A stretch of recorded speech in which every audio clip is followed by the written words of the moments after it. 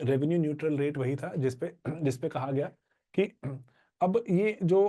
Idea यही था कि अगर एक बात सोचो, बिल्कुल सिंपल कॉमन सेंस है कि लेट्स से मैं बोलूं कि सरकार कह रही है भाई हमारा टैक्स नहीं आ रहा यार, क्या करें, टैक्स नहीं आ रहा।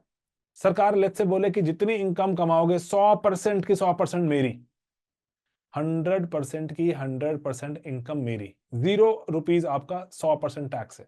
तो आप इनकम कमाओगे क्या? कमाओगे भी तो क्या फायदा है? अगर कमाओगे तो बताओगे नहीं, चुपके चुपके से कमाओगे, रात को काम करोगे, कहीं से कोई देखने वाले, है ना? तो यही होगा। अगर मैं टैक्स रेट को मान लो 100% कर दूं तो भी, है ना, जैसे यहाँ पे लेट्स से इस तरफ टैक्स रेट ले लो, है ना, टैक्स रेट ले लो, इस तरफ ले लो लेट्स से टैक्स कंप्लायंस, या फिर कितनी जनता टैक्स में आ रही है ना, कितने लोग इधर, 100% ले लो, कोई नहीं आता, जीरो जीरो लोग इंटरेस्टेड होंगे मेरी पॉलिसी में कि सर ना हमने कमाना ही नहीं, साहब जो ₹1 भी कमाया वो भी आपका, 1 लाख कमाया वो भी आपका, मैं नहीं काम करता, है ना, भूखे मरना मंजूर है, क्योंकि कमाऊंगा तभी भूखे मरूंगा, तो काम करके क्या फायदा, है ना। लेकिन सरकार कहती है चलो चलो चलो एक काम करते हैं, है ना, कि टैक्स कंप्लायंस के कारण जो ना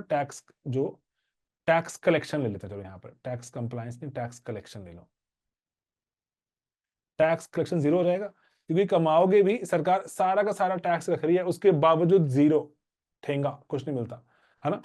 सरकार कहती चलो एक काम करो, मुफ्त 0% कर दिया, 0%, जो मर्जी करो, जैसे मर्जी करो, I will not charge you any tax,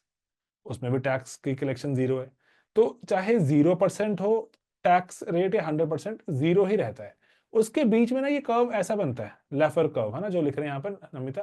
ऐसा बनता है कर्व, बीच में कहीं ना एक स्वीट स्पॉट है, जहां पे लोग इनफ इनकरेज भी हैं कि काम भी करें, और जनता इनकरेज भी है कि टैक्स चलो आप ले भी लो, जहां पे टैक्स कलेक्शन मैक्सिमम है। ये लेफर कर्व की हमारी, जो हमें बताता है थियोरेटिकली, लेफर कर्व रहता है। अब रेवेन्यू न्यूट्रल रेट भी ना लेफर कर्व के आसपास से गुजरता है, कि ना ऐसा है कि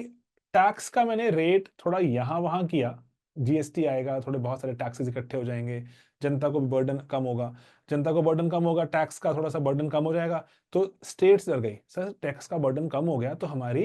इनकम कम हो जाएगी, हमें हमें स्टेट चलानी है, हमें स्कूल कॉलेज वगैरह चलाने हैं, हमें बहुत लोगों को खाना खिलाना है, क्या करें?